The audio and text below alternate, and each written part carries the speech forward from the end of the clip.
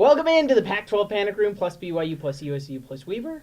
JP Chunga, Mitch Harper. We saw the Jazz media get some run out there on the basketball floor. So what if the football media, Kalani Sitake or Kyle Whittingham, heck, Matt Wells, Jay Hill, what if they were able to do that for the media? What position would you play? Oh, man, that's a great question. A football practice with media members, that would be great. I would like to play tight end. Give me a tight end because it's not quite offensive lineman. Because me as a kid growing up, I was the big kid, so I got that X slapped on my helmet. I had to be O-line. Let me have the chance to be a tight end. I'd take tight end. I'm a kicker. I'm just going to be hanging around practice, dinking around, working on my golf swing. I'm going to be a kicker. I'll stay with the specialist out there. Continuing, though, as it is heading into the weekend, we've got a full slate of games. Starting tonight, let's just hit off with this one. USC hosting Wazoo, Utah's next opponent next week. Yeah, USC and Washington State's going to be a fun one. We actually, earlier today on the Bill Riley Show, had an insider from each team, Ryan Abraham from USC and Brian Poltz from Washington State 24/7 Sports Network. And both guys, both the Washington State insider and the USC insider, both picked Washington State to win this game. So Ryan Abraham, a very well-known guy in the USC circles, he's picking against the Trojans tonight in a game that they could be 1-3, JP, 0-2 in the conference, and their one win, they needed a second-half comeback against UNLV. So both those guys, including a USC Trojan insider, are picking Wazoo tonight. 10 sacks for that Cougars defensive line. I can see them wreaking havoc on this USC O-line, which has been a little bit in shambles in the early going. But still, if we're locking in, big game, not a big game for both. Oh, it's huge. It's a huge game. I mean, Washington State's undefeated. If they win this game, I think they're probably nationally ranked because still USC holds a lot of respect, and to do it in the Coliseum, Utah would have an opportunity to play a ranked team next week on the Palouse. And for USC, it's kind of like it feels like a similar story that we always hear. But the problem is this year, there's no Sam Darnold. There's no offensive line help to help this group that's really struggled. So, yeah, I think that USC has a lot to lose here. It's definitely a big game for both teams. Looking at the next big game, it's a huge game. Screw it. No plain big game or not a big game because College Game Day is there. Yep. Stanford, Oregon, the one standout game in the Pac-12 in this week that you can really point to that all the eyes will be watching. Herbie's going to be there. Fowler's going to be there. Maria Taylor's going to be there. The crew. The crew is going to be there, and number 20 against number 7, I am looking forward to this one because I want to see – we've not really gotten a great handle on Oregon because they've played Roast Beef Tech and McNeese State, and now they're playing against a big boy team in Stanford. I want to see what they bring out. Yeah, I definitely excited to see this game. I'm kind of surprised, JP, to see Oregon have as much national buzz as they've gotten because Cristobal in his first game last year as the – new head coach in that bowl game, really stepping in for Willie Taggart. They didn't look good against Boise State, but in the offseason, they just had so much buzz on the recruiting trail. And Cristobal, there was a lot of belief with Justin Herbert. He's been fantastic. His stats are very similar to that of Marcus Mariota in 2014 when Mariota won the Heisman. I want to say they're off by about 10 yards through this number of games. So really excited to see this. And this is why Oregon, I think, is someone that was kind of a maybe preseason dark horse because they had Stanford at home, because they're going to have Washington at home. So they really control their own destiny to win this Pac-12 North. And I think if they win this week, I think they are the favorite in the North, even above Washington, because we've seen from Washington at times where they're not looking too great. Oregon, even though they've played Roast Beef Tech, they've dominated their competition like they should, whereas Washington kind of struggled at times with North Dakota. So this is a huge, huge game for both teams. The Oregonians, John Canzano, he examined just the big games that Justin Herbert has won. His biggest game is 2016 against Utah as his win. And sure, that was phenomenal, getting that catch from Darren Carrington in the corner of the end zone against a team that nobody expected to come in and beat Utah. But that's his biggest win. This is an opportunity for him, and I'm looking forward to see how he performs with the bright lights on him. The other big game in the Pac-12, and especially for the South, when you're concerned in Utah, Arizona State up in Seattle to take on Washington. Yeah, I think this is a really good matchup for Washington. I think the Huskies are going to cruise in this. And it is a big game for Washington, especially with playoff implications because they got that one loss already. And I don't think it would serve them well to lose to an unranked Arizona State team who just came off the heels of a Mountain West losing to a Mountain West team. So Washington's got to take care of business. I think this is where we're going to see how good or how bad Herm Edwards is. They did have that win against Michigan State, or Arizona State did, but I think this is just another type of animal for Arizona State to take on. I think Washington matches up better with Arizona State than they did against Utah. I think they're going to put up more points, and I think Washington wins pretty big in this one. If there's any consolation for Arizona State, that you won this matchup last year, right? Obviously. That's a good point. And then the fact that Jake Browning isn't necessarily operating at a high clip for this team.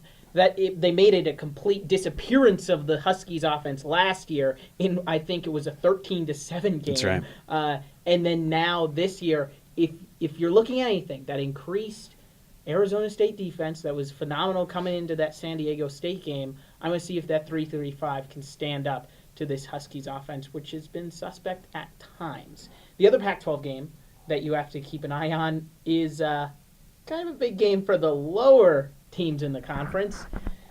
Oregon State and Arizona, two teams that are at the bottom of the standings and not really looking great in terms of records. I was surprised when I looked this up. Oregon State leads this conference in total offense, and I want to see if that's for real against this Arizona team. Yeah, in Arizona, they've definitely had their bad moments this year, but if we can't see Khalil Tate explode for a big performance in this one, I don't think we're ever going to see it again the rest of this year under Kevin Sumlin. I think this is a huge game for Sumlin, too. We see it a lot in college football where year one guys that kind of go under fire a bit. Like think about outside the Pac-12, like Mike Riley a few years ago, even Clay Helton a little bit, but he bounced back. But if you get off to a bad footing in year one, that's just doesn't bode well for your job security moving forward, especially a fan base like Arizona that's kind of fickle to begin with. It's a basketball school. They're not all into football. They're already doing discounts and promos by going to your local Taco Bell in Arizona and getting a discount on tickets. They got to win this one, JP. So, yeah, I think it's a huge game. I think it's one of the games that both these teams, if they want to look at the calendar and look at the schedule, it might be one of the only games they can win in the conference. So I think it's huge for both. I think it's about time for Arizona fans to look forward to basketball season. I've been there as a Syracuse football fan. It's been times where after week one, when you're almost forced to do a double overtime situation against Villanova, not the basketball school, not the basketball team going to double overtime, the football team, I look forward to basketball season pretty early as a Syracuse football fan. Not this year, though, as they're roaring in their start to the season. Let's get to it. BYU, McShoulder State taking on each other in Provo. The big question for me, when are the backups going to show up for the Cougars? You know, JP, I think it might be not at all. I look at this McNeese State team a little bit more, and their coach on our sister station, ESPN 960, stated that they feel very confident they have more speed than BYU. And honestly, looking at their makeup of their roster, they got a lot of guys that transferred in from LSU, maybe due to academics, or they were buried on the fourth or fifth string. But at an FCS level, those are going to be the best players out on the field potentially, especially against a BYU that's not known for their speed. I think BYU wins this game. Would not be a surprise, though, JP, if this is close at half and then BYU picks it up. But you're talking about a team that scored, 20, 24 points, 18. They're not really an explosive offense, but I think BYU's trench play is what wins it. But it could be a little bit closer, and that's, with BYU now being ranked, I feel like when you have a ranking, style points are kind of expected. And I just don't know if BYU is a team that's built to maybe have those style points. I could be proven wrong, but I just think that this McNeese State team, they've had some success with like Nebraska in the past. 4 years ago, they took it down to the wire. So they feel pretty confident they can compete with BYU, but I still think the Cougars win by double digits. I think this might be going to be closer going into the fourth quarter where BYU doesn't have that luxury to turn their backups. It's true. It's not a high-octane offense. Right. They ran 51 plays against Wisconsin and won. And Tanner Mangum, too. I don't know if I really trust him to be able to go for 250 yards and 2 or 3 touchdowns. So I think this could be a little more competitive. BYU's got better talent.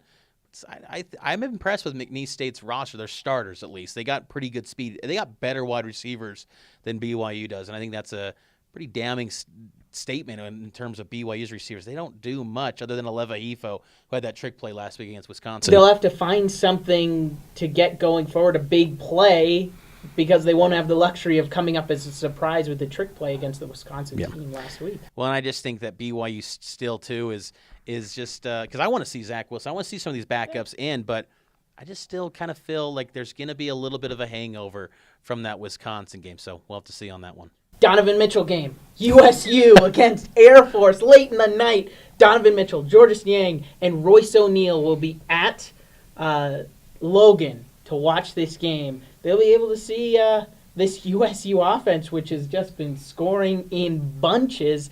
I think this is a pretty big game when you have Jazz players on the sideline. In Logan. Yeah. I mean, they're getting car pulled up by Utah State staffers. I mean, this is a big deal. They already printed up the jersey, the nameplates. They're ready to go up in Logan. Donovan Mitchell's going to have the greatest jersey collection this past week. Now he's getting the throwback Jazz jersey. He's getting all these great jerseys and outfits here. Finally, Royce O'Neal gets a jersey. He's getting acknowledged finally. I know, thank goodness. It's been about time. Every newspaper that has a photograph of Donovan at a sporting event, they never acknowledge Royce O'Neal in the caption. Royce is just looking off to the side. Hey, guys.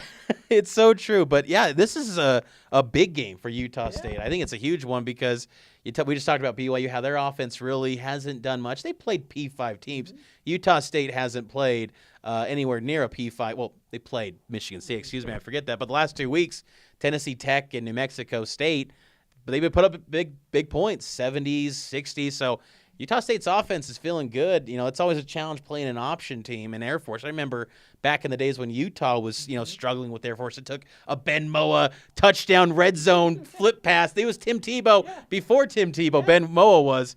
But Air Force is always a challenge. And if Utah State wins this one, they could be, right there with Boise as maybe some of the favorites in the Mountain Division in the Mountain West. This is the best game that they have at home in their home schedule. Good point. Boise's away, Colorado State away. BYU away. Yeah, BYU away. This is the best home game, and they'll be having Donovan Mitchell, Royce O'Neal, and company to watch it. I'm going to see Darwin Thompson, who made Feldman's Freaks in the preseason, see that running back go wild against this Air Force team, and playing against that Amish offense is always interesting to watch, and it's going to be a late one on ESPN. But Ute fans everywhere would say that Amish offense is still better than Troy Taylor and the Utah offense. They needed to calm down. Had to get it in. I had to get it in, but Utah fans, I know they're anxious right now about the program, but I think they'll be okay moving forward. But even on the Bill Riley show earlier this week, we had a question of what offense would you like to see Utah go to, and about 15% said the triple option. I'm thinking, are you kidding me?